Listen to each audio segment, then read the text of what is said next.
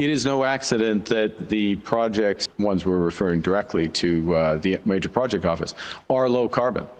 Mark Carney making some big announcements here today. Welcome back to Moose and Loose. Today we got Mark Carney announcing 5 major projects as well as 5 additional ones. Are these going to enrich himself? You bet they are. Let's jump into this. So here he is, the man of the hour, Mark Carney, making his announcements. Here's the first couple. Because they can reinforce our prosperity, build our security, diversify our markets, and advance reconciliation. And to these ends, we are referring the McKinvena Bay Foreign Copper Mine in east central Saskatchewan and the Red Chris Copper and Gold Mine in northwestern BC. Foran will strengthen Canada's position as a global supplier of critical minerals for clean energy, advanced manufacturing, and modern infrastructure. It will create 400 jobs, boost the local economies in Saskatchewan and Cpac, where the copper will be smelted, and is expected to be the first net zero copper project in Canada. There it is. So throughout this whole press conference, we're not going to play the whole thing. It's like 30, 40 minutes of him talking, but he keeps mentioning climate change, climate this, that, and the other, net zero over and over and over. It's the backbone of every decision he's making here. In northwestern BC, the Red Chris Copper and Gold Mine will be another carbon neutral copper mine, increasing Canada's copper production by more than 15%. It'll employ around 1,500 workers at peak during construction and 800 during operations. It will reduce greenhouse gas emissions by over 70%. Who cares? Canadians need jobs. We need lower taxes. This guy just talks about emissions the whole time. Nobody cares, Carney, aside from a few of your climate zealot followers. This guy's making announcements to enrich himself. We'll just let it play out first. Working in close collaboration with the Tahltan Nation,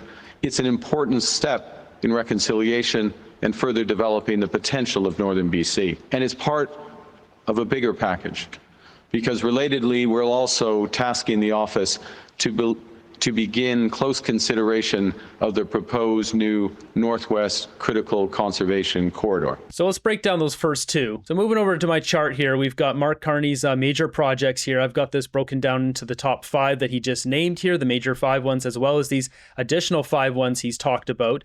And the ones he just mentioned were the Red Chris Mine expansion, BC. This was the gold mine he mentioned, as well as the McKinvena Bay Foreign Copper Zinc Mine in Saskatchewan. So first off, McKinvena Bay, this one here has a potential indirect conflict with Canadian Pacific Kansas City, the railway, which we can see here Mark Carney owns right here. It's one of his 3 stocks he owns in Canada. 3 stocks. Embarrassing. Look at all these stocks he owns. He owns 3 in Canada. Somehow liberals think he's fit to be running Canada. And look at this one, the Red Chris Mine. He owns Newport Corp. And Newport Corp owns 70% of the Red Chris Mine. This is a direct conflict of interest. He shouldn't be allowed to be prime minister if he's holding stocks. This is absurd. You see it right on their website here, Newport Red Chris Mine. It's in the Golden Triangle of British Columbia. Newport has 70% interest and operates Red Chris Mine. This is absurd, man. He's picking projects that are just making him money. How is this allowed? This is an initiative that presents multiple opportunities for critical minerals development and clean power transmission,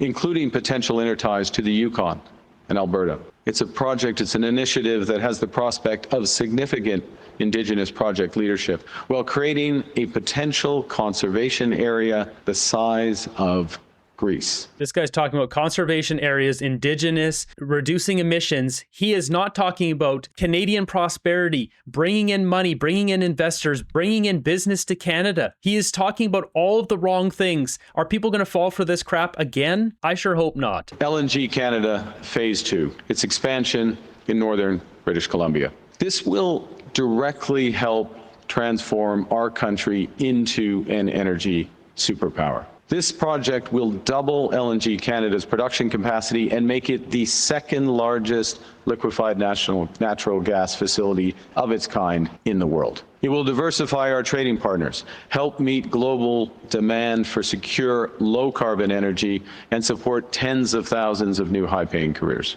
Everything he announces has to be low carbon, net zero, all of it. He's rolling out his agenda, what he wants to do, not what is best for Canada. We have the 4th largest oil reserves on Canada, and we're not announcing a national project that has to do with oil. That's absurd. And leveraging Canada's sustainable advantage, its emissions are projected to be 35% lower 35% lower than the world. No one cares, Carney. We have peatlands and trees to suck all that up. Plant some more trees, build some pipelines. Best performing LNG facilities and 60% lower than the global average. Second project is the Darlington New Nuclear Phase 1. This project will make Canada the first G7 country to have an operational small modular nuclear reactor. It will drive $500 million annually, every year, into Ontario's nuclear supply chain. So this pick here, he's doing this one because it's already underway, so it looks like he's got something done. He's trying to steal credit for shovels in the ground of a project that's already on the way. He mentioned LNG Canada Phase 2, liquefied natural gas. Here's all the different joint venture companies involved, Shell, Petronas, etc., etc. This one has no conflicts. I can't find anything. I can't see any ties with this, but he does keep mentioning Indigenous owned, Indigenous operated, all that. We know that there's hundreds of billions of dollars that are being sent over to First Nations chiefs, some of them making $900,000, $600,000 a year. They don't give clean drinking water. They don't provide the basics to their bands. So there's a lot of corruption there. Is some of that corruption wrapped up with this? I don't know, but this is one I don't see any conflicts. He just mentioned Darlington Nuclear SMR, small modular reactor. So you see the owner of this is OPG, Ontario Power Generation, but construction partners are GE Hitachi, GE Vernova, as well as BWX 300, Atkins Realis, Candu Energy. So multiple different contractors. Well, if we look at what Mark Carney holds, he holds stocks in BWX and GE Vernova. So once again, a direct conflict of interest. I have sources on the side here. So here's GE Hitachi awards contract, BWRX 300 reactor, etc., etc. You get it. And this one right on the GE Vernova website here, you can see in the top left, Darlington, Ontario powers up with BWRX 300 reactors. We also got this, major contracts awarded for OPG SMR, and there it is, BWX Technologies. And we can see a number 90 here on Mark Carney's investments, GE Vernova LLC. So he's invested in this company. He's just picking projects that he makes money from. And here we have BWX Technologies. So it's complicated. One is for providing the heavy hardware. The other one is for the design. So direct conflict of interest there. Once complete, Darlington's first of 4 planned SMR units will provide reliable, affordable, clean power to 300,000 homes, while sustaining 3,700 jobs every year over the next 65 years. I should be clear. I think this is the path we should be going forward. I'm not opposed to this project or the LNG project or the mines. I just don't think Mark Carney should be making decisions on the lowest carbon projects in Canada and have investments in it. That's just ridiculous. At this point, we could just rename him to Nancy Pelosi. She does the same thing in America. That's why there's an entire app that tracks Nancy Pelosi's stock picks, because she gets better returns than Warren Buffett. This is ridiculous. And all of that in addition to 18,000 skilled trade jobs during construction. At its full potential, Darlington's SMRs will provide enough electricity to reliably and safely power 1.2 million homes, more than the total number of households in Edmonton and Calgary combined. So another one that was announced today, I don't know if he actually said it in the video, but is this one here, Contrecoeur Terminal Container Port in Quebec. So this will expand Port of Montreal's capacity by 60%. And looking at my chart here, the only conflict on this is once again indirect with Canadian Pacific Kansas City Railway getting more container port traffic. Moving down to the second section here, he starts talking about the Ring of Fire, critical minerals, and carbon capture. To accelerate Canada's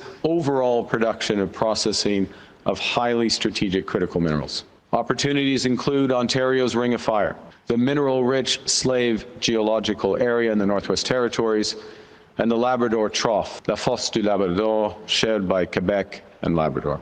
From first-mile infrastructure that surfaces these opportunities from our land to last-mile connections that link these projects to reliable long-term purchasers around the world, we can build the bridge from mine to magnet, turning raw potential into engines of resilient industry, of clean power, and enhanced security for our country. Once again, with the clean power, he mentions it with everything. That is his agenda. Secondly, the Major Projects Office will examine how to advance large-scale clean power with the Wind West Atlantic Energy. This Nova Scotia-based project will transform Atlantic Canada's energy supply electricity supply, and create enormous opportunities for new industries and export markets. It has the full potential to produce 60 gigawatts of clean electricity, equivalent to over 1/4 of Canada's entire demand. It's part of a broader Energy East partnership amongst the Atlantic provinces. And with Wind West, this partnership could include important interties between New Brunswick, Nova Scotia, and Newfoundland. Transmission cables between PEI and New Brunswick and Newfoundland. We could develop the next phase of Labrador's work with Churchill Falls and Gull Island. We're also referring the Pathways or Pathways Plus project to the Major Projects Office.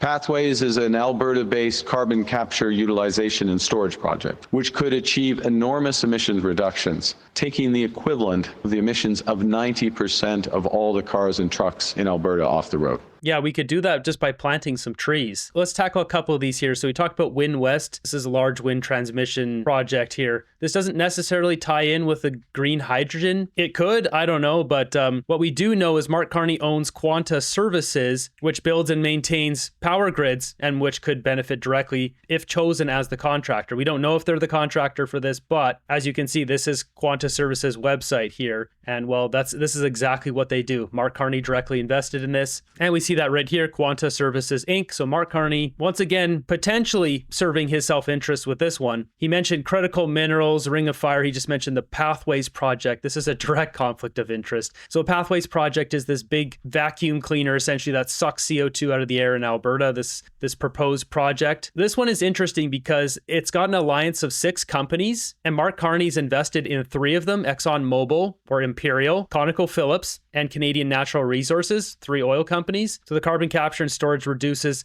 compliance costs and preserves production. 3 alliance members, these ones here, are cited in his holdings. So a direct conflict of interest. Here, this is the Pathways Alliance here. If we look down, it says its members right here, Canadian Natural, ConocoPhillips, and Imperial. Imperial is ExxonMobil. So Carney invested in 3 of those companies in this project. What I think is going on here is this carbon capture and storage will basically be able to take off some of the carbon burden, the costs off of some of these oil companies, because they're going to start sucking carbon out of the air. They're going to use taxpayer money to fund building this partially. The oil companies will help fund build this too. And the reason they would do that is then these big costs would stack up, pushing out all the smaller oil companies. It basically solidifies these oil companies as the big players for the long haul. Mark Carney's got investments in there. Oil and gas is steady income going forward. Mark Carney's portfolio is quite diversified. He's got all these staples in there like liquefied natural gas and oil. And this just helps the big players. This doesn't help smaller oil companies. If they're having to pay into this and they don't have a lot of extra money, this could force them to go bankrupt. All while facilitating new growth in the oil sands. By pairing investments in Pathways with a new pipeline to a variety of markets. Pathways represents the opportunity to create a major new industry in carbon capture and storage, and an essential technology for global decarbonization. Our plan for major nation-building projects is anchored in new corridors that connect our economy, enhance our security, and build transportation networks across this vast country and to the wider world. So before he gets into the next one, and if you saw my video the other day, I showed how that Pathways project, you're essentially condensing and compressing a whole bunch of CO2. And there's been a couple cases where these events have exploded and ended hundreds of people. You're essentially releasing a ton of CO2, which we can't breathe. So it ends up ending people's lives. We have trees that do the same thing in a safe manner and stores it in a safe manner. And on top of this, he's talking about a new industry. Well, it's because he's invested in that industry. So I believe all of it comes back to Stripe, this company that created Frontier backed by all these big companies. Well, Frontier, they're passing through all the costs right now. They're not charging a fee because Stripe is a payment processor company. They take a percentage, just like a credit card, like MasterCard or whatever, for any purchase. Right now, they don't do that for this carbon credit system, but eventually they will. And that's how they're going to make a ton of money. They're establishing themselves as the major player in this space. And then once they have market dominance, then they'll start charging 5% or 2% on transactions. They want all the transactions flowing through where we'll have to pay a carbon cost on everything, and Stripe will be the one to profit off of all of it. And Mark Carney, one of the board members, got in on the company. It's a private company. He got in at the ground floor at bottom barrel prices. So I can only imagine how many millions of dollars he has in this company. And once it IPOs, it goes public, he's going to get stinking rich. And the more he pushes Canada to be in this realm of carbon capture and carbon credits, the more it directly enriches him. So as I showed in this article just a few days ago, Pathways carbon capture project is not viable, expert warns. This proposal is a subsidy-dependent financial risk with limited revenue potential. And as I mentioned, 1,700 people ended, 3,500 livestock perished. There's safety risks with this. Is Mark Carney willing to put all of this on the table just to enrich himself? Well, it appears so. And that's why we're referring the Arctic Economic and Security Corridor. A new Arctic port and all-weather road and port infrastructure will link Nunavut, Northwest Territories, and the Prairie provinces. The Arctic Corridor will open up promising advanced stage mineral projects through critical links from port to port to port. And with increasingly open Arctic waters, rapid advances in cyber, artificial intelligence, and quantum, paired with advanced missile capacities of our adversaries, we can no longer rely on our geography to protect us. We must fortify Canada's sovereignty and our security in the Arctic. We'll do that in two ways. By creating a new port at Grays Bay and unlocking our resources, we can assert our economic sovereignty while building our defenses. We are referring Port of Churchill Plus as part of a larger vision to unlock Indigenous-owned energy and transportation corridor in Manitoba. With proposals for port upgrades to rail, an energy corridor, and marine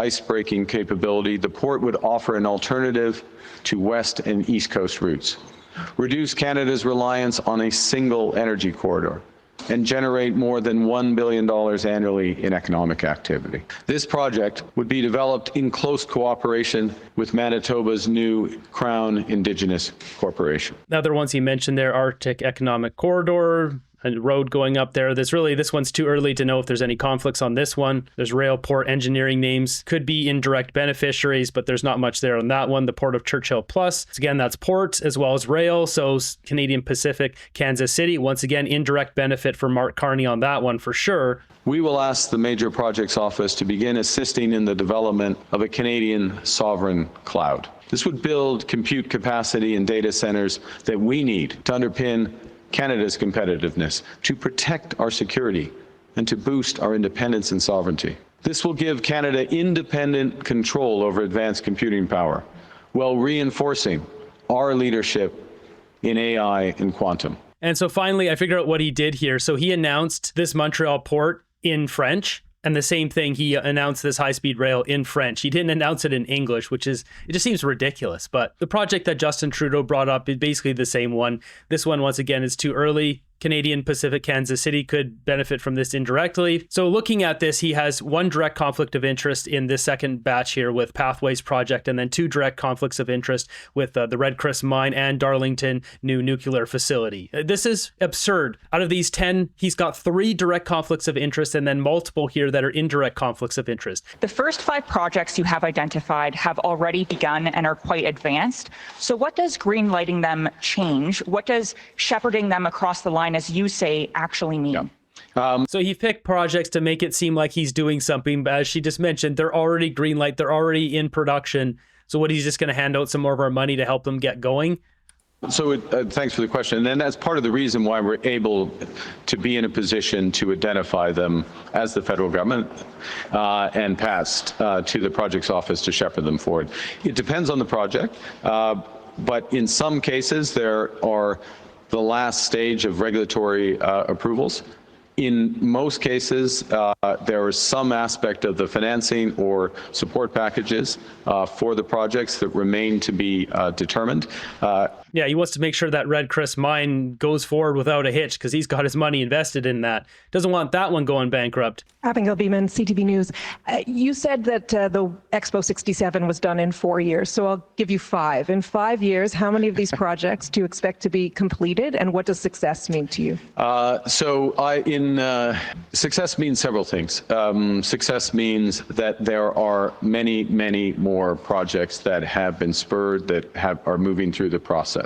The bit that we can And let me be absolutely clear. There are a number of other projects around the country that have been proposed that we are in the process, more specifically the Major Projects Office will be in the process of evaluating. That's why we're confident that there'll be another tranche of the Grey Cup, certainly another one by the Stanley Cup, another one by the World Cup, and we can force it like that. It always comes back to hockey analogies with this guy. So he's got a bunch more projects, and I'll just keep adding them to the list once he keeps announcing them, and we'll just see how many he's got conflicts with. There are going to be a whole bunch, because this guy, it's all about the money for Mark Carney. Aspects of the Pathways project, which is a necessary condition to unlock those pipelines. So what you heard there is Mark Carney got asked in French about meeting with Danielle Smith, and he went on a big ramble. But to sum it up, the Pathways project is the only way he's going to do a pipeline. So he's sucking CO2 out of the air, doing that whole green carbon capture grift, where then he can make money from his Stripe shares. Now listen to this. They ask him again on this to kind of push him on it, and he reveals some very interesting information here. Mackenzie Gray with Global News. We'll pick up on the grand bargain. A necessary condition. So that means that there'll be no oil pipeline that's brought forward to the Major Projects Office unless there's a decarbonization plan like Pathways. Well, I'd answer the question this way, which is we're governed by a law of Canada. And in that law is to work for projects that advance our independence, our autonomy, have economic benefits for Canadians, advance our climate objectives, partnership with Indigenous peoples. Those elements are there.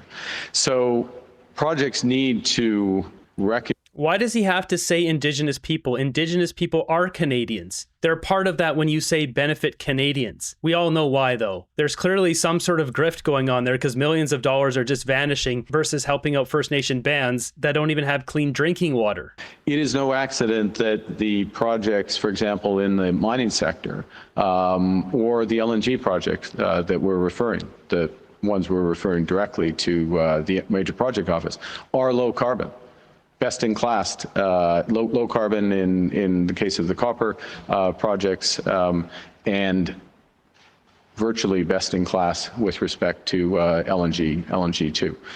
So the expectation for us to use these authorities with conventional energy is that it's going to be lower carbon conventional energy. Again, Pathways creates the opportunity of that. Well understood, very clear discussions in and around it. And part of the reason for that is it's going to be necessary longer term for economic competitiveness. You know, we have the lowest risk, I'll stick with oil, we have the lowest risk oil in the world. We know exactly where it is. We know how to mine it and develop it. The marginal costs are amongst the lowest costs in the world, and our engineers keep improving on those costs.